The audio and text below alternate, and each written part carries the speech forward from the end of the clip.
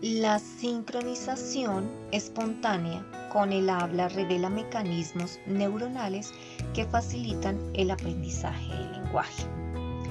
Este artículo de investigación fue realizado por Florencia Azaneo, Pablo Ripollés, Joan Orpella, Wyman Link, Ruth de Diego Balaguer y David Pope. La capacidad de sincronizar una salida motora con una entrada auditiva es un rasgo básico presente en los seres humanos desde el nacimiento. En este artículo se argumenta que la sincronización espontánea con un ritmo externo es una característica única de aprendizaje vocal. Asimismo, se centra en cómo los movimientos corporales son arrastrados por señales distintas del habla. Por lo tanto, los investigadores se preguntan, ¿los seres humanos alinean espontáneamente la salida motora del habla con la entrada del habla auditiva? Para probar esta pregunta fue diseñada la prueba SSS, que en español significa Escala de Búsqueda de Sensaciones, donde los resultados demuestran que una parte sustancial de la población no muestra sincronización de habla y de voz.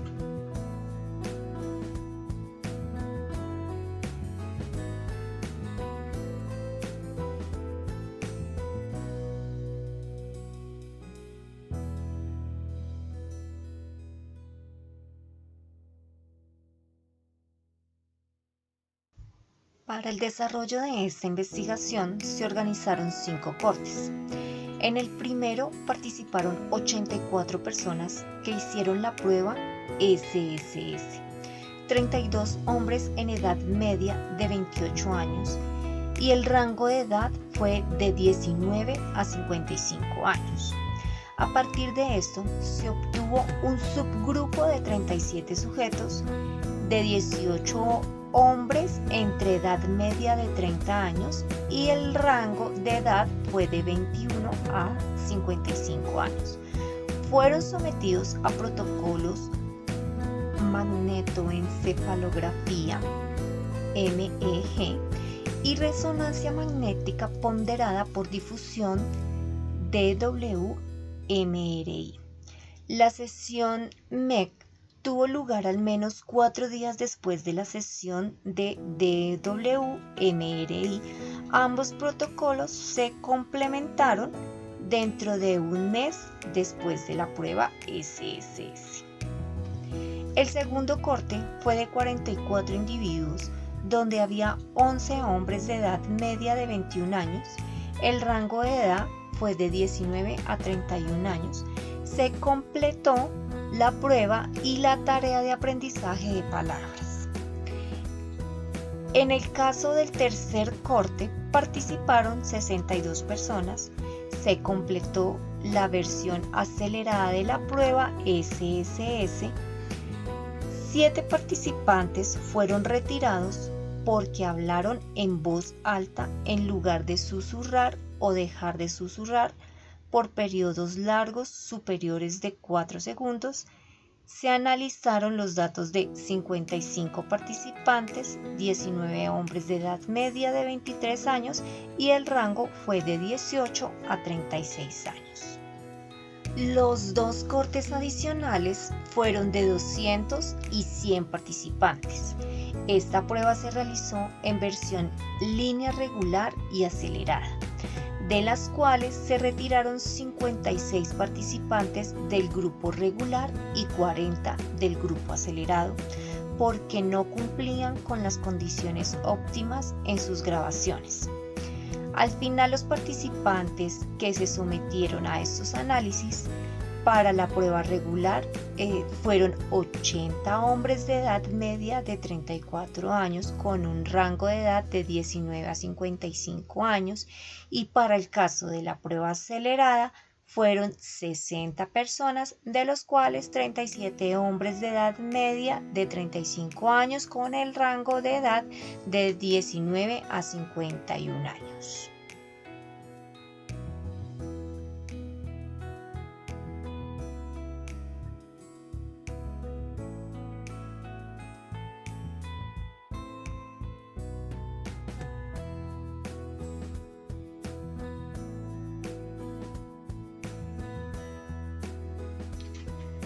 Se usaron pruebas no paramétricas de Main y Welcomes de rangos con signo para comparaciones entre y dentro de los sujetos, respectivamente.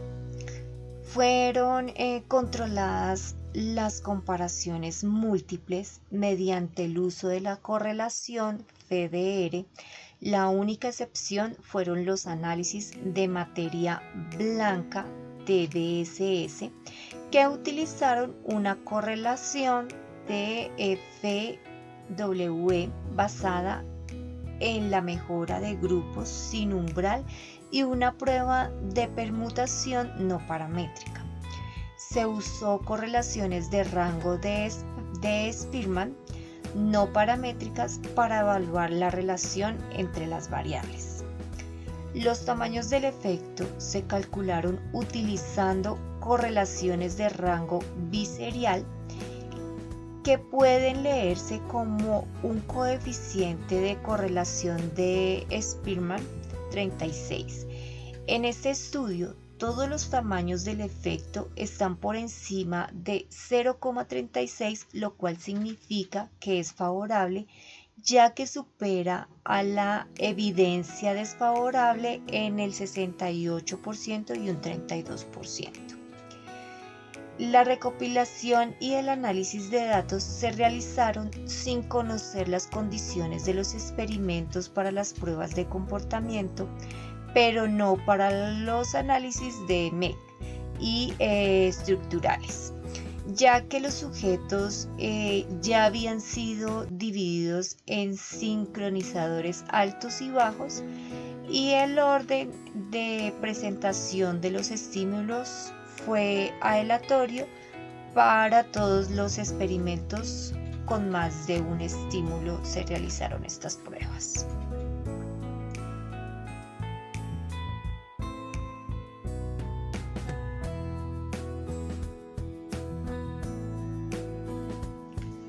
A lo largo del estudio, la sincronización entre dos señales se midió mediante el PBLB. Entre ellas, el PBLE se calculó usando la siguiente fórmula. A través de esta, donde T es el tiempo discretizado y T mayúscula el número total de puntos de tiempo de la banda θ1 y θ2, son la fase de las señales primera y segunda respectivamente.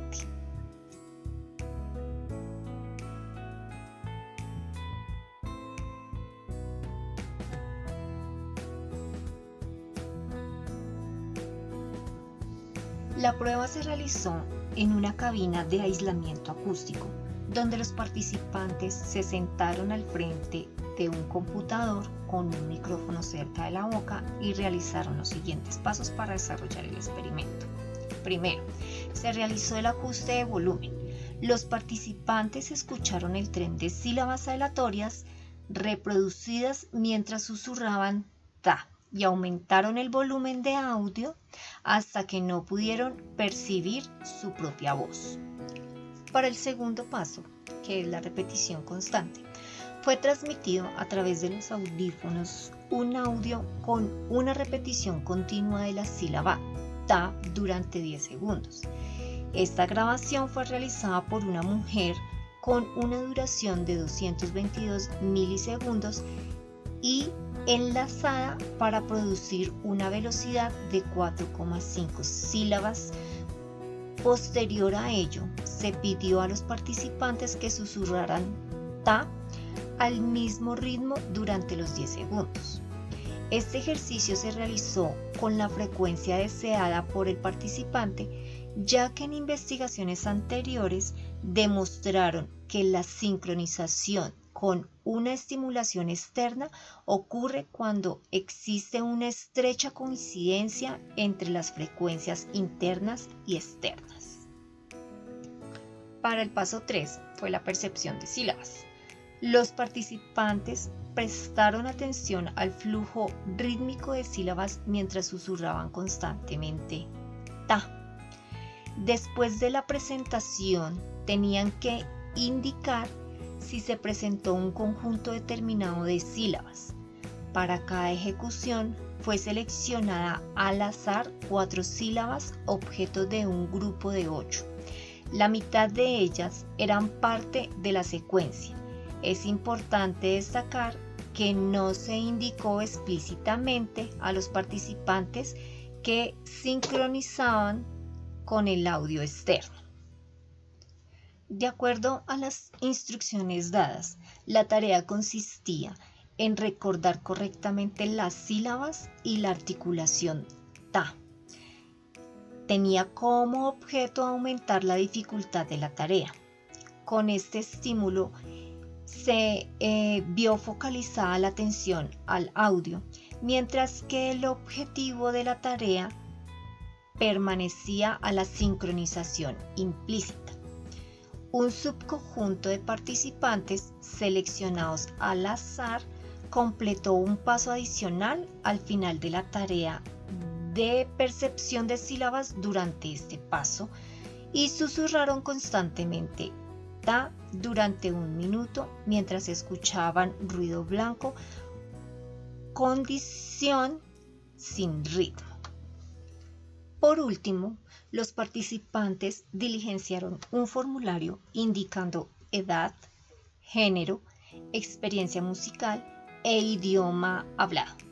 De esta forma, cada participante completó 2 ejecuciones de la tarea de percepción de sílabas, a las que se denominaron bloque 1 y bloque 2. Un subgrupo de participantes seleccionados al azar del corte original completó todo el experimento nuevamente, y esta prueba se realizó 1 mes después de la primera sesión.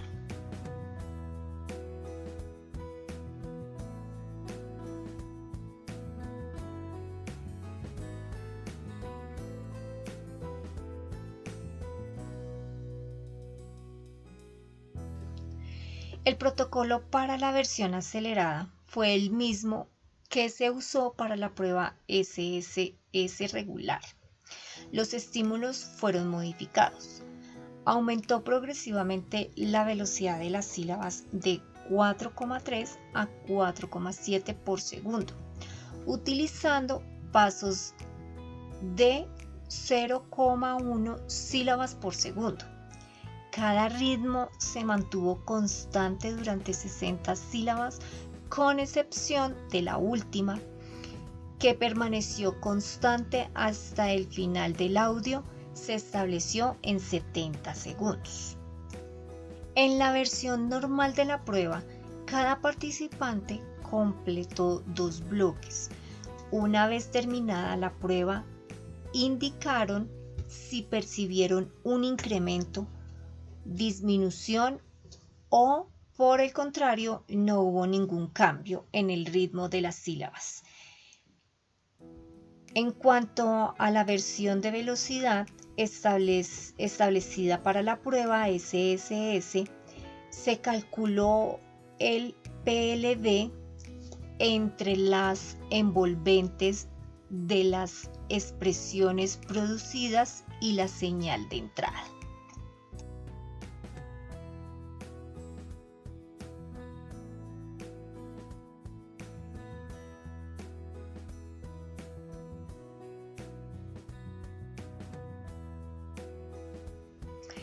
Esta versión en línea de la prueba SSS para la versión normal y acelerada fue utilizada la plataforma O3, marco basado en Python para el desarrollo de datos controlados en plataformas en línea.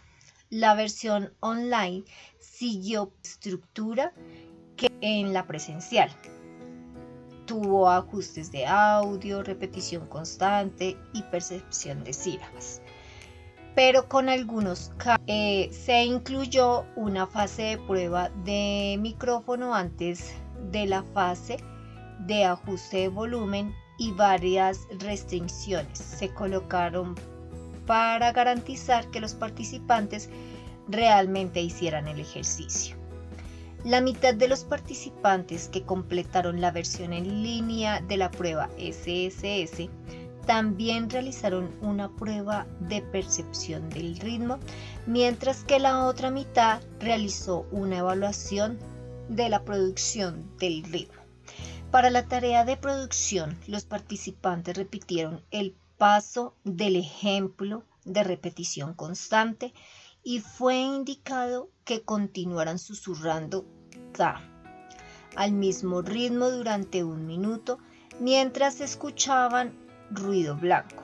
La diferencia entre esta tarea y la condición sin ritmo fue que todos los participantes fueron preparados 1 minuto antes de esta prueba, donde se les dio indicaciones claras para esta sesión y que debían mantener el ritmo.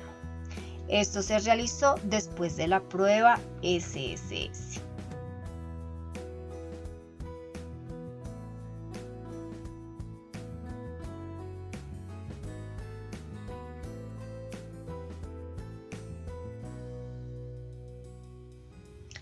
El grado de sincronización fue medido mediante el PLB entre la envolvente del habla producida y la envolvente coclear del flujo de sílabas rítmicas.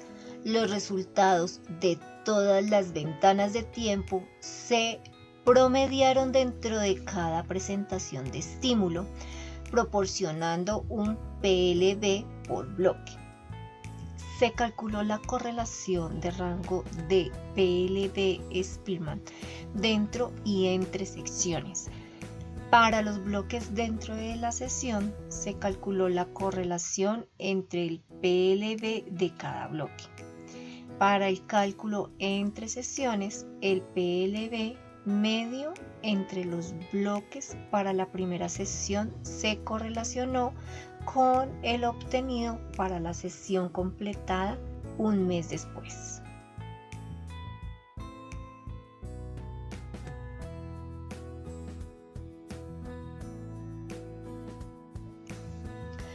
Fue aplicado un algoritmo de agrupamiento de los valores de bloqueo de fase promediados entre bloques, utilizando una métrica de distancia euclidiana al cuadrado y 2 grupos. Para cada uno, tanto el inferior como el superior, se ajustó una distribución normal.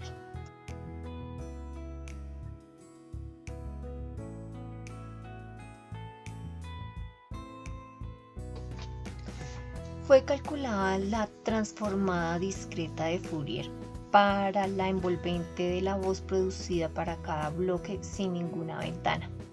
Se centró el análisis entre 1 y 10 Hz, por lo que se mantuvieron los valores de potencia dentro de la ventana de frecuencia y se normalizaron para sumar 1. Fue promediado los espectros entre bloques que pertenecen a la misma condición, sin ritmo y con ritmo, para evaluar las diferencias entre las condiciones dentro de cada grupo. Los sincronizadores altos y bajos calcularon pruebas de rangos con signos de Wiscombe emparejados no paramétricas para los valores de potencia en cada frecuencia.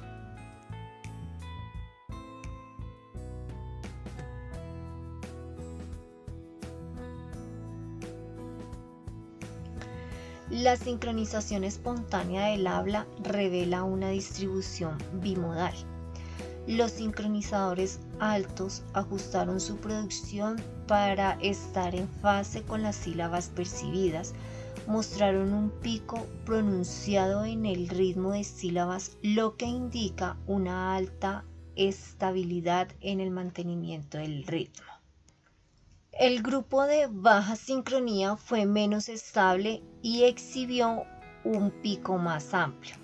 Se llevaron a cabo 2 experimentos adicionales para evaluar empíricamente si la sincronía de las expresiones producidas estaban realmente impulsada por una interacción entre los ritmos del habla percibidos y producidos.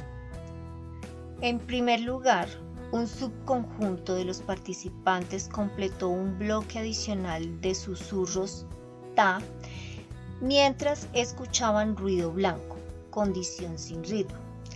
La ritmicidad del habla se redujo fuertemente.